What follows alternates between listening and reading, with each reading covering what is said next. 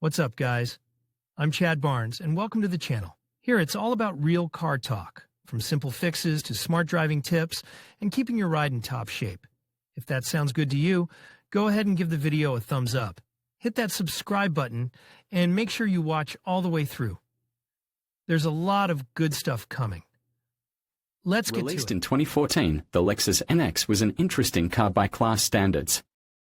The platform was shared with him by the familiar Toyota RAV4, although the NX has its own body and much of the technology.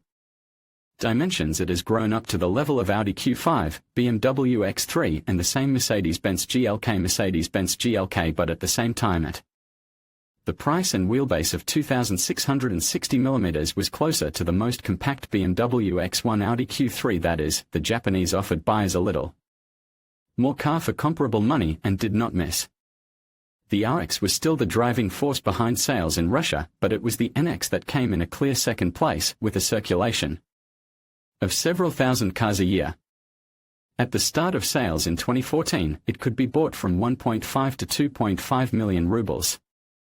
In addition, all three variants of powertrains were brought to us: 2-liter gasoline, 4 with a supercharger and without, as well as a hybrid with a 2.5-liter atmospheric. By the restyling of 2017, NX appreciably increased in price. The base version cost already 2.3 million rubles and the top hybrid 3.7 million. The current prices for the outgoing generation are known, from 3.1 million for the NX 200 to 5 million for the NX 300H. However, there is still a chance to jump into the last carriage of the outgoing train and not overpay the dealer, buying a used NX for 2.5 to 3 million. There are enough offers on the secondary market. At the moment of writing the material, there were more than 200 pre-restyling and more than 250 restyling cars for sale on Avito. Let's take a look at what is better to choose. When it comes to the body, the choice is as simple as possible. If there are no major accidents in the car's history, there should be no noticeable body problems.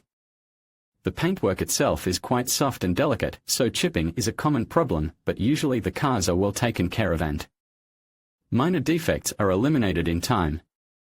In the earliest cars, corrosion can develop in typical places: under the wheel arch covers, at the mounting points, on the lower edge of the sills, in the wheel arch cavities and on the underbody, as well as at the suspension mounting points.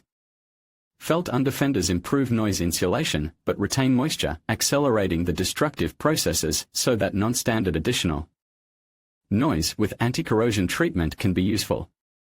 The hood here is aluminum, so it will not rust if it was not replaced with a steel one after the accident, of course. But the front edge of the roof may well upset with red chips, which sometimes have to be treated with dismantling of the windshield. However, all these problems rarely occur simultaneously, so if the thickness gauge and the autoteca suggest that the car has not had any serious accidents, you can simply bargain the amount to repaint specific elements. A slight accident after purchase is also not a reason for great grief. Original body parts are expensive, but almost all popular ones can be bought non-original. Thus, the hood is available for 25 to 50,000 instead of the original, with a six-figure price tag. The bumper for both pre-restyling and restyling car can be bought for 12 to 15,000 instead of 30 to 35, and the front fenders have not changed during the update and are offered for 12 to 14,000 instead of 30. The original windshield is very expensive, 50 to 60,000 and higher depending on the version, but non-original is offered in the range from 6 to 30,000. The only thing you can't save on after a frontal impact is optics. Before restyling, base headlights had diode low beam and halogen high beam, and fully diode headlights were an option. After the restyling, only the functionality differs, and the diodes have become standard equipment. In addition, there are no non-original variants. So if the pre-used headlight can be found for 50 to 60,000, then fully diode optics in any case will cost 150 to 170,000, and adaptive headlights for restyling have an absolutely inhumane price tag of 200 to 300,000 per piece. So here you will definitely have to turn to the dismantlers. Good thing the car is popular and there are chances to find what you need even in Russia, not to mention foreign companies. As we remember, this Lexus shared the MC platform with the RAV4, so the suspension schemes are common: McPherson up front and Multilink at the rear. Despite the reconfigured suspensions and own chips-like adaptive shock absorbers of AVS system, the basic structure here is common. For example, the front L-shaped lever is the same as in RAV4, so it is possible to buy it not original from 3,000 rubles at the price of the original in 14. The assortment of separate silent blocks here is small, but the ball bearing is fastened on bolts and is changed separately from a lever. A replacement ball can be bought from 800 rubles, a good one will cost 1,500 and the original will cost 5,000. Stabilizer struts are available from 500 rubles, although branded, are not very expensive, 2,000 each.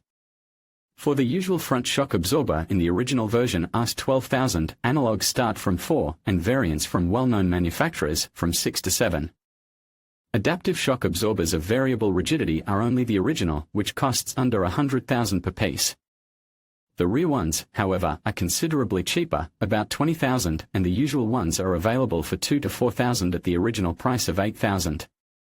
The hubs are changed only as a set, and the original one costs 12 to 15,000 both in front and behind, but the assortment of substitutes is wide and offers prices from 3 to the same 15,000. Rear suspension also repeats on iron RAV4, levers here are common. Transverse upper can be bought for 2 to 8,000 at the price of the original in 10, and for the original longitudinal for 12,000. You can pick up inexpensive silent blocks. In general, if not to count the adaptive suspension, it is possible to find inexpensive silent blocks for 12,000. The situation with brakes is the same. 2-piston front mechanisms were also offered for RAV4, and single-piston disc brakes are used in the rear.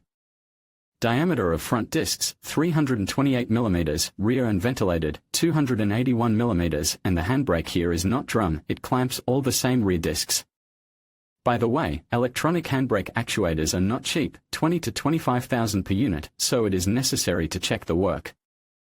But the expendables are expectedly cheap. The front brake disc costs 7,000 even for the original, and the rear one, 5,000, non-original, is offered in a wide range. From 2 to 10,000, including tuning discs with perforation and grooves. Steering here is also like in RAV4, with electric power steering on the steering shaft, but differs in settings. However, the mechanical rack itself is similar and therefore inexpensive, 50 to 60,000 for a new original and 10 to 30,000 for the restored assembly. The amplifier motor, if necessary, can also be changed separately. There is no new original, but a new motor costs moderate 30 to 40,000. And you can buy it on the dismantling for 10 to 20,000. All-wheel drive here is absolutely typical, with a multidisc electromagnetic clutch connecting the rear axle. It is docked to the rear gearbox, but has its own crankcase and requires approximately the same frequency of service as the gearbox, once every 50,000. At purchase it is necessary to listen to a clutch and a reducer on an elevator for noises, and also to check work of a full drive. On a run, blows at slippage of front wheels and connection of rear wheels will indicate problems with mechanics. And if the mileage of the car is more than 70 to 80,000, it is worth to clarify the history of service. Transmissions here were exclusively automatic, and the type depends on the engine. Variator of series K114 worked with the basic atmospheric engine, the turbo engine was laid the classic automatic transmission U660. U661, and the hybrid scheme traditionally implies its own stepless transmission. Base variator cannot be called a frankly unsuccessful choice. By the standards of CVT it is quite strong box, capable to pass more than 200,000 kilometers before overhaul. Of course, it is sensitive to service and manner of operation. Torque converter lock properly supplies wear products to oil, slippage, and aggressive driving aggravate the situation, and driving without heating accelerates wear of belt and pulleys. However, if you keep all this in mind, the first repair at 150 to 200,000 may be limited to a belt replacement and a mechanic's check. And the cones will serve for a while longer. The classic automatic is familiar to us from many other models, including the popular Camry, and it's quite good, too. Considering that it could be combined with more powerful V6 motors and was used on larger and heavier cars like the older Lexus RX, the supercharged 4 in the compact NX is quite capable. It has a rather high temperature mode, and algorithms of work with active locking of the torque converter quickly contaminate the oil. However, on condition of service once in 50,000 kilometers, the automatic is capable to pass 200 to 250,000 kilometers, and even more.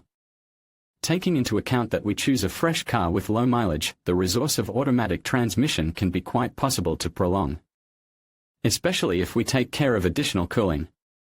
NX has always had 3 motors. The basic variant is an atmospheric 4.3ZR FAE, which in our market was laid in 150 horsepower, more powerful, supercharged 8AR FTSF.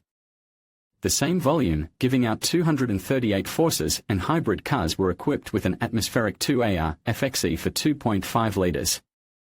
The initial motor is an all-aluminum unit with chain timing and distributed injection, which received a system of adjustment of valve lift valve-o-matic. Phaser regulators are here both on inlet and outlet, but the main potential investment is not them, but valve-o-matic with vacuum pump, which costs about $20,000, an extremely expensive control unit. So diagnostics are worth paying attention to, and knocking and clunking can indicate the need for a non-costly service. Supercharged 8AR FTS in its time debuted on NX, and here the difficulties are a little more. In addition to the chain timing and 2 phaser regulators, supercharging and combined injection are added. Combination of distributed and direct injection considerably increases the volume of potential investments to usual injectors of $12,000 are added direct of $25,000, and also extremely expensive fuel injection system. However, all this should be kept in mind as potential investments. The motor is not new and quite good, and the cars are still too fresh to talk about problems.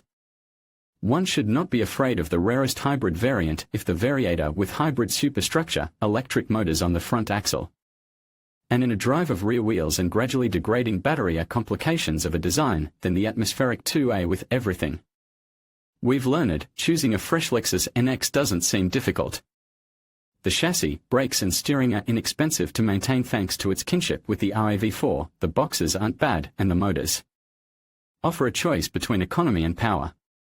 Taking into account small age and mileage, and also good complete sets, it is possible not to be afraid of purchase of a crossover with a turbo motor, a copy from the first owner at the age of 3 to 4 years and with mileage up to 100,000 kilometers will be logical. Approximately like this. Well, if you plan to buy a car for a long time and minimize the risks and potential investments, you can slightly increase the budget and look for NX with a basic atmospheric engine and in a simpler configuration, but minimal mileage. Given the change of generations, there are still offers of almost new cars on the market. Here is one of them. And considering that even the basic configuration was quite sufficient, you can drive such NX 200 for another 5 to 7 years without feeling deprived. In conclusion, purchasing a Lexus NX I for 3 million rubles can be a compelling option for those seeking luxury and reliability at a more accessible price point. While you may find cheaper alternatives or nearly new models, the NX I offers a unique blend of comfort, performance, and brand prestige that can justify its cost. Ultimately, the decision hinges on your personal preferences, budget, and how much value you place on the Lexus experience. Weigh your options carefully and make sure to consider factors like maintenance and resale value before making your final choice. Thank you for watching, and we hope this analysis helps you in your car buying journey.